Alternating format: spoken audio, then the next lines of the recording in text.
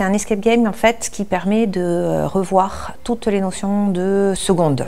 De jouer à l'escape game, c'est un prétexte pour pouvoir reprendre toutes les notions et travailler sur chaque programme qui aura pu être vu en programmation Python, qui sont sur les programmes de seconde pro.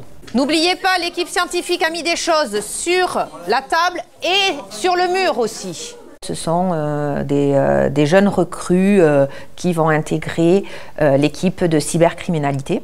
Ils vont devoir se répartir dans la salle sur 4 îlots. Dans chaque îlot, il y a 2 enveloppes. Chaque enveloppe est indépendante au niveau des énigmes, mais par contre vont se rejoindre à la fin. Trouve. Et ça c'est un N. Voilà. Donc, N. Trouve N. Trouve N. Allez, go. Est-ce que tu as trouvé César quelque part? Là, non. Ouais. Et pour l'engagement actif, l'escape game, on sait qu'il s'engage activement dans l'activité, etc. Ça permet en plus d'avoir le feedback tout de suite quand on fait la remédiation. On va chercher dans VAR. OK. Et là, il va falloir donner quelque chose. Si son rayon, vous l'avez trouvé, c'est une boule, ça tombe bien. Oui. Donc, qu'est-ce que tu vas rentrer comme valeur boule? 9. Ben oui, si le rayon c'est 9, vas-y, 9. Entrée. Dans le même programme, chacun apporte une valeur pour pouvoir l'exécuter et obtenir un résultat. Ce résultat correspondra à la valeur d'une lettre et ce sera pour décoder l'épreuve finale. On a dit qu'il nous fallait 2 points. 2 points chaque. Donc là, tu vas voir un point. C'est quoi ça comme coordonnées? Donc, vous rentrez vos coordonnées dans votre programme et vous allez voir ce que ça donne. Pour l'épreuve finale, ils ont en fait, là j'ai programmé avec une microbit et au début quand on allume pour le code, on a un bonhomme furieux et donc en fait ils doivent rentrer un code à 4 chiffres et donc ils feront les opérations et ils obtiendront du coup le code final qui permettra d'obtenir le beau sourire. 10, donc ça veut dire que ton pourcentage est de... Allez, on rentre dans le programme. Vous avez la bonne calculatrice? Oui. Très bien.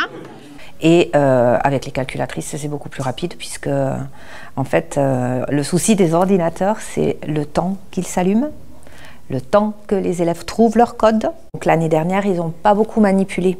Ils n'ont pas pu faire beaucoup de programmation en Python. On a travaillé très peu et sur papier, donc c'était pas très intéressant. Et donc là, de faire la transition, ils ont pu les utiliser 3 fois déjà sur le programme donc, de première qui est sur les suites numériques.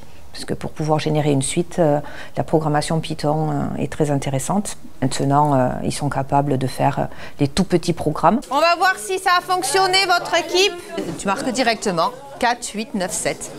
Allez, on va voir si ça fonctionne. Voilà, je suis entrée. Ouais.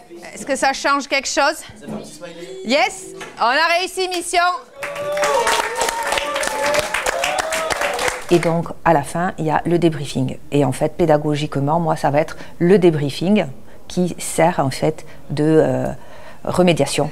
C'était 2 équations ou c'était des fonctions? Comment on fait la différence entre une fonction et une équation? Finalement, oui, je suis très contente parce qu'on a pu respecter le timing.